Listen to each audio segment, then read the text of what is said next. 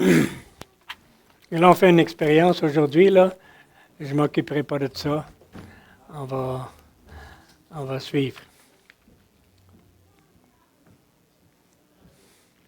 Père des orphelins. Qu'est-ce que ça dit, ça? Ça ne me touche pas. Je ne suis pas un orphelin, qu'on dit. Hein? C'est pas vrai. C'est pas vrai. Avant de connaître Jésus, on avait, beaucoup parmi nous autres, en tout cas, on avait des parents à la maison, mais en réalité, c'était pas suffisant. On était orphelins jusqu'au temps qu'on a été adoptés dans la famille de Dieu à cause du sacrifice de Jésus sur la croix, n'est-ce pas? Alors, dans un certain sens, ça peut venir nous toucher de près. De l'autre côté, on voit quelque chose du cœur de Dieu qui veut instiguer en nous autres aussi. Il y a des personnes qui pensent que le Dieu de l'Ancien Testament est différent du Dieu du Nouveau Testament. Moi, je sais pas si je le voyais comme un genre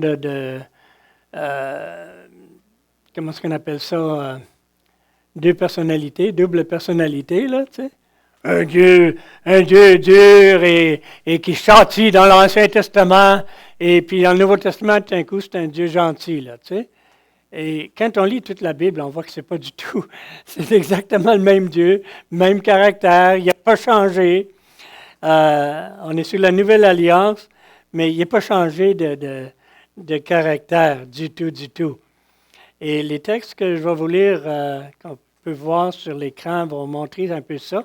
Dans le psaume 68, versets 6 et 7, c'est l'Ancien Testament, on voit le Père des orphelins, le défenseur des veuves. C'est Dieu dans sa demeure sainte. Dieu donne une famille à ceux qui étaient abandonnés.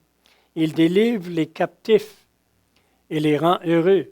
Là, on voit quelque chose du cœur de Dieu, là. Après, dans Exode chapitre 33, versets 21 à 22, on lit « L'Éternel dit, il parlait à Moïse qui avait voulu voir la gloire de Dieu. » D'accord? Il dit « Voici un lieu près de moi, tu te tiendras sur le rocher. Quand ma gloire passera, je te mettrai dans un creux du rocher et je te couvrirai de ma main jusqu'à ce que j'ai passé. » Maintenant, qu'est-ce qu'on s'attendrait à voir? La gloire de Dieu, wow, éclatant, épeurant, quelque chose de terrible. C'est dans le chapitre 34, verset 5, à la place, on lit « L'Éternel descendit dans une nuée, se tint là auprès de lui, et proclama le nom de l'Éternel. Et l'Éternel passa devant lui et s'écria, « L'Éternel, l'Éternel, Dieu miséricordieux et compatissant, lent à la colère, riche en bonté et en fidélité. » C'est ça la gloire de Dieu. Quand on pense à la gloire de Dieu, c'est à ça qu'on est appelé à penser, n'est-ce pas? Et des fois, on a une idée très, très différente. Alors, examinons maintenant la manière que Dieu veut que le chrétien né du Nouveau Testament agisse. Hein? Dans Jacques chapitre 1, verset 27, qu'est-ce qu'il dit? « La religion pure et sans tache devant Dieu notre Père consiste à visiter les orphelins et les veuves dans leurs afflictions, et à se préserver des souillures du monde. » Alors, il n'y a pas eu de changement, là, du tout, n'est-ce pas? J'ai triché, j'ai regardé pour checker. Mais tout va bien sur l'écran. Alors, ça c'est Dieu, c'est comme ça que Dieu est maintenant. Maintenant, un père de famille veut normalement que son enfant soit comme lui. Ou au moins qu'il reproduise ses bonnes qualités. Un père humain, il y a des mauvaises qualités, des fois qu'il ne voudra pas reproduire, mais il veut au moins que l'enfant reproduise ses bonnes qualités. Dieu n'a que des bonnes qualités. Si Dieu est notre Père, c'est qu'il veut que nous soyons comme lui. Il veut que nous ayons son caractère, sa nature. Et il veut que nous soyons riches comme lui. Oh, évangile de prospérité? Non. Riche en bonté et fidélité. C'est ça la richesse. riche en bonté et fidélité. Il se fout bien si on a $1 milliard ou si on a 10 piastres ou si on n'a rien, mais il veut qu'on soit riche en bonté et en fidélité. C'est ça la richesse que Dieu veut pour nous. Alors, si jamais quelqu'un vient à vous avec l'évangile de prospérité, il dit oui, il veut qu'on prospère en bonté et fidélité. Pour le reste, bon, bien, selon ce que Dieu nous appelle à être et à faire. Alors, oui, c'est la première chose que je veux souligner, que Dieu veut que nous soyons riches en bonté et fidélité. Je répète le texte dans Exode 34, 5. « L'Éternel descendit dans une nuée, se tint là auprès de lui et proclama le nom de l'Éternel. Et l'Éternel passa devant lui et s'écria, « L'Éternel, l'Éternel, Dieu miséricordieux et compatissant, lent à la colère, riche en bonté et en fidélité. » C'est parce que c'est le caractère de Dieu. C'est démontré dans notre salut. C'est quand Jésus-Christ est mort à la croix pour nos péchés,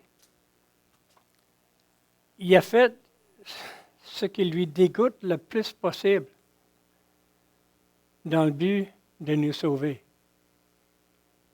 Je veux dire, il l'a fait volontairement, il l'a fait aussi par amour, parce qu'il voulait. Mais le péché, nous, on a difficulté à comprendre ça. Il y a certains péchés qu'on trouve atroces, il y a d'autres péchés qu'on trouve, ça passe, tu sais. Et on a nos péchés mignons, puis nos péchés horribles, là, tu sais. Mais pour Jésus, là, regarde, imaginez-vous, qu'est-ce qui serait la mort le plus atroce? J'ai lu un roman une fois où le méchant est tombé dans un puits septique, là, tu sais, faux septique. Puis, tu sais, l'acide dedans et tout, là. Mais moi, je pense que ce serait, en tout cas, la chose la plus atroce, là, une manière de mourir, là, tu sais. Excuse-moi, là, mais tuez-moi d'une autre façon, s'il vous plaît. Bon, mais pour Jésus, de venir pécher à notre place, là, c'était 1 000 000 de fois plus pire que ça. Tu sais. C'était tellement atroce pour lui, là. Nous, on n'est pas encore capable. Peut-être dans l'éternité, on va mieux comprendre qu'est-ce que ça veut dire, à quel point ça c'était atroce.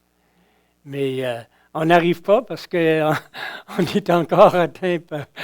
Mais c'est dans le but que nous devenions en lui justice de Dieu. Tu sais.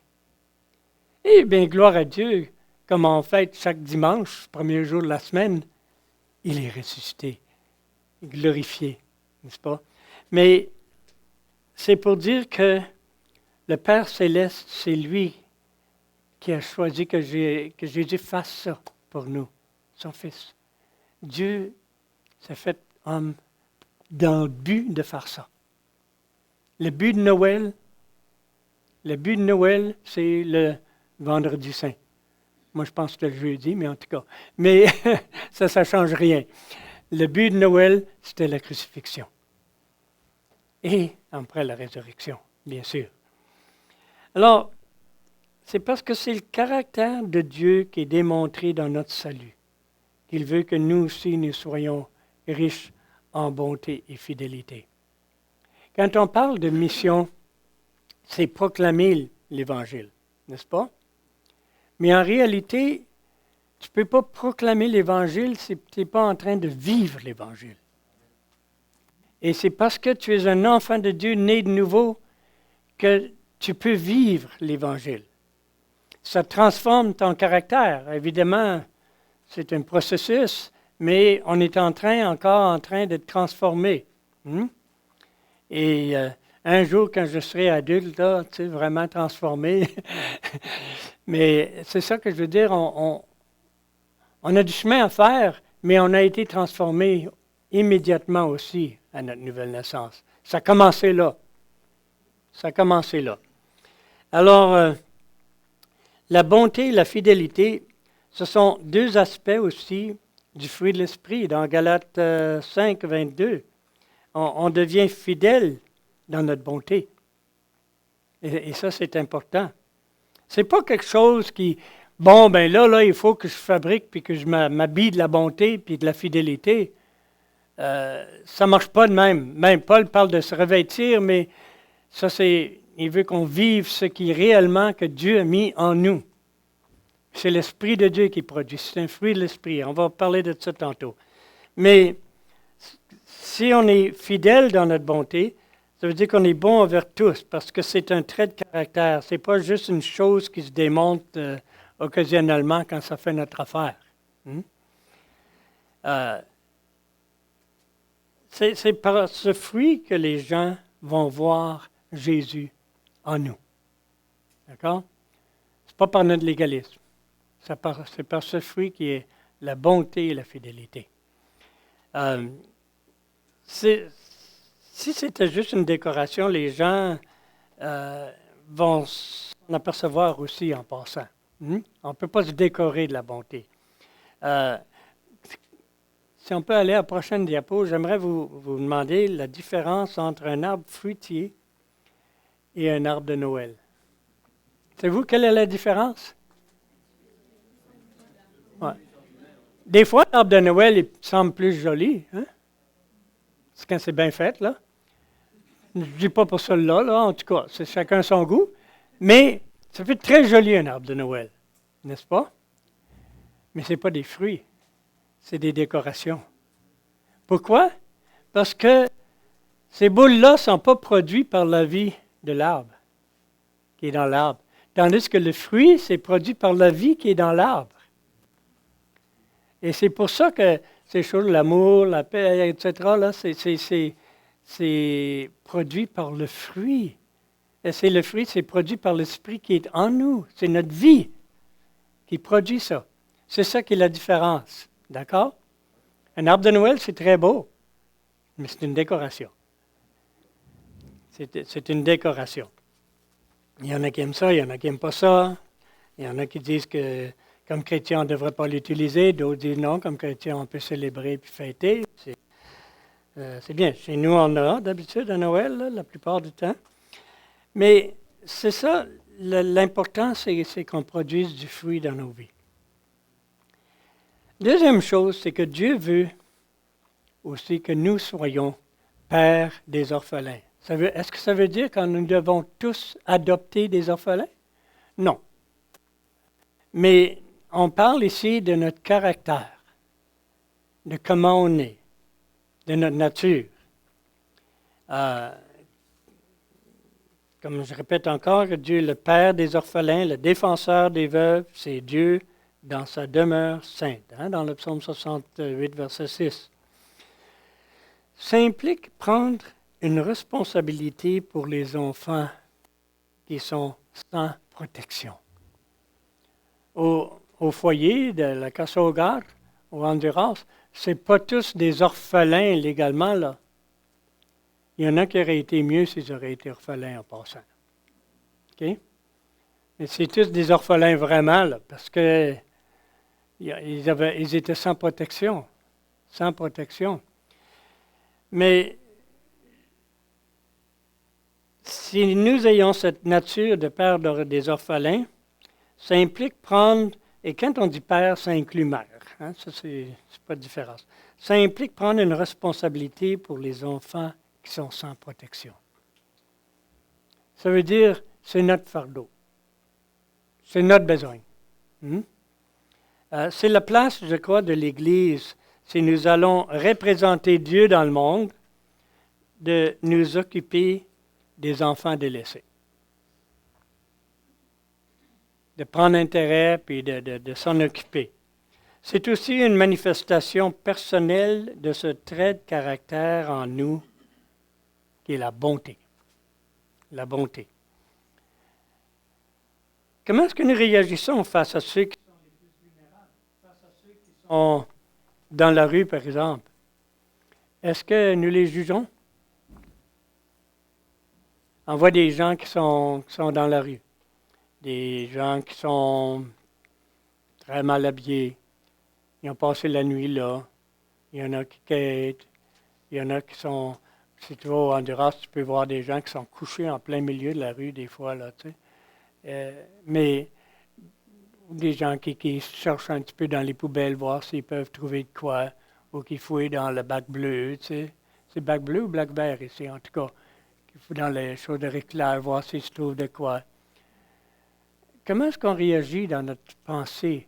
Est-ce qu'on dit, mes amis, ces gens-là, là, ils ne devraient pas être permis, puis, tu sais, ils sont pauvres parce qu'ils le veulent.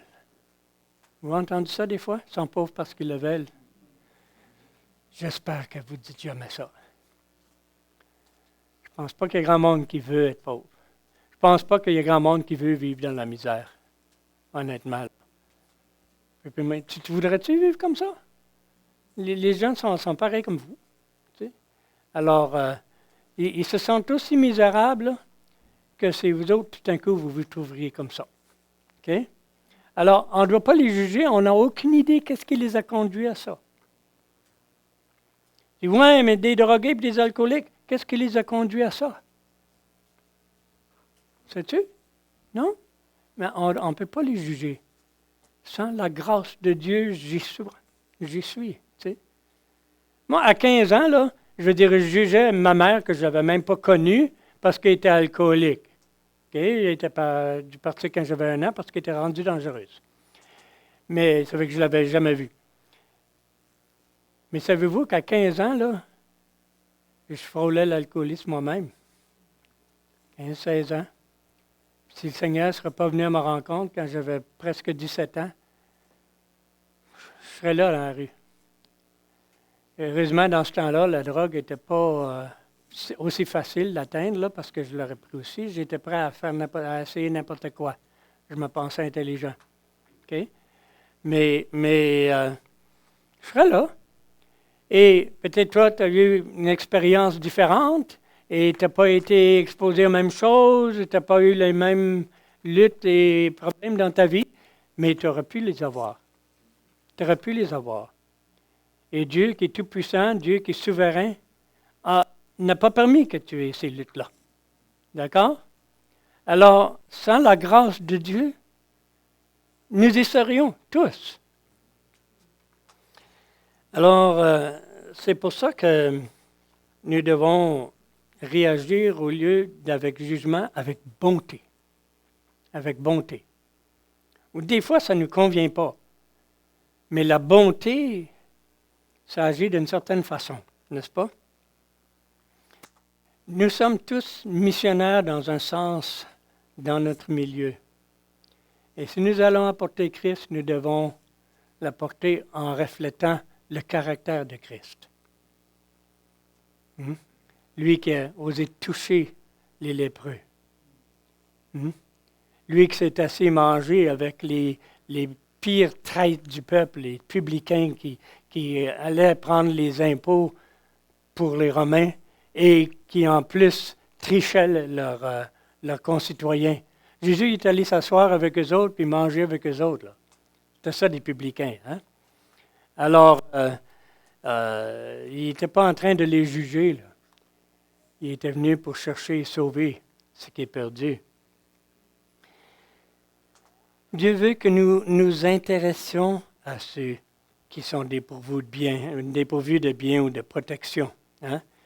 Dans Jacques 1,27, les veuves et les orphelins, c'était des gens, dans le temps quand Jacques a écrit ça, quelqu'un qui était veuve était sans protection. Quelqu'un qui était orphelin était sans protection. D'accord? Il disait de les visiter. Qu'est-ce qu'il voulait dire par visiter? Bien, visiter, ça implique nous intéresser. Nous intéresser. Et ça ne veut pas dire nous intéresser intellectuellement. Tu me demandes qu'est-ce qui arrive là? C'est intéressant, ça. C'est pas ça. S'intéresser, c'est pas mal plus pratique. Visiter implique que nous nous sentons personnellement impliqués. Nous ne faisons pas, on ne le fait pas pour accomplir une loi quelconque, là. On ne le fait pas pour démontrer que nous sommes assez religieux. On le fait à cause de l'amour de Dieu qui est répandu dans nos cœurs. Et si ça ne vient pas de notre cœur, c'est peut-être utile pour le bénéficiaire, mais ça n'a pas l'approbation de Dieu. Ce n'est pas ça que Dieu agrée. C'est pas comme ça. J'aimerais vous conter une histoire. Un monsieur en Espagne qui s'appelait Francisco Javier. C'est un policier espagnol, catalan, puis marié avec une femme colombienne qui était immigrée en Espagne. Ils étaient assis dans leur salon un jour, regardaient la télévision. Puis, je ne sais pas si c'était les nouvelles ou un documentaire au sujet un énorme glissement de terrain en Colombie. Et puis, il y a eu beaucoup de pertes, beaucoup de morts là-dedans. Et c'était vraiment désastreux. Et puis là, la caméra s'est fixée sur une petite fille délabrée un peu qui était là en train de pleurer. Puis là, le journaliste s'approche de la petite fille.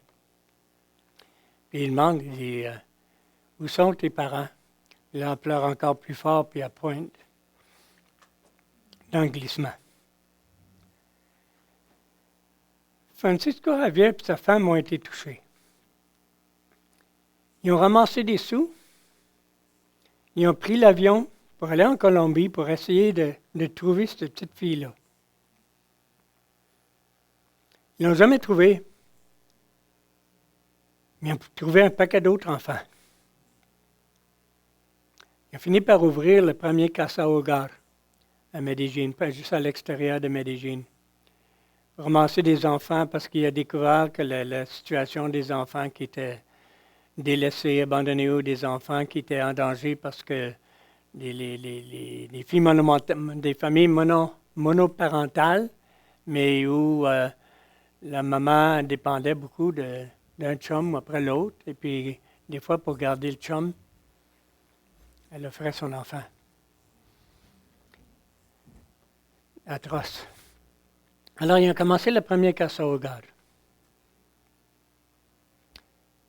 Francisco Javier, il a visité ces enfants-là. C'est ça, visiter. Il s'est intéressé.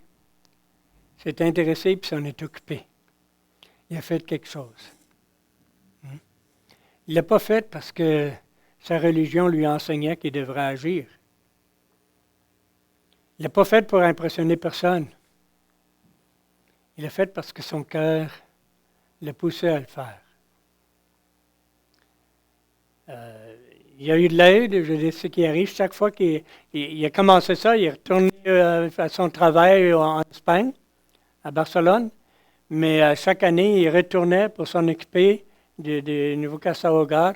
Et puis ce qui arrivait, c'est que les autres policiers passaient le chapeau pour l'appuyer. Tu sais. Passer le chapeau, c'est un peu ancienne mode, hein, mais une manière de dire qu'il faut ramasser des fonds là, pour l'aider. Alors, ça, c'était visiter. La religion pure et sans tache, c'est visiter les femmes, les veuves et les orphelins. Et, oui, s'éloigner je pense, de l'impudicité. J'oublie déjà, j'ai un gros problème de mémoire. Mais, et à se préserver des souillures du monde, ça dit. Alors, des fois, on met l'emphase sur se préserver des souillures du monde. Et on devient très religieux, n'est-ce pas? Mais c'est beaucoup plus que ça. C'est aussi visiter les veuves et les orphelins. Cherchons à représenter notre Père céleste dans le monde. Moi, mon papa, parce que mon papa, il nous a élevés tout seul, on était 5, j'étais le bébé de la famille. Et puis, je savais que quand j'étais autour de mon papa, j'avais peur de rien. Puis j'étais un petit gars très peureux. Je savais aussi que mon papa allait s'occuper de n'importe quel besoin que j'avais vraiment. Tu sais? Mon papa avait un cœur pour nous autres. C'est pas tout le monde qui a un papa comme ça.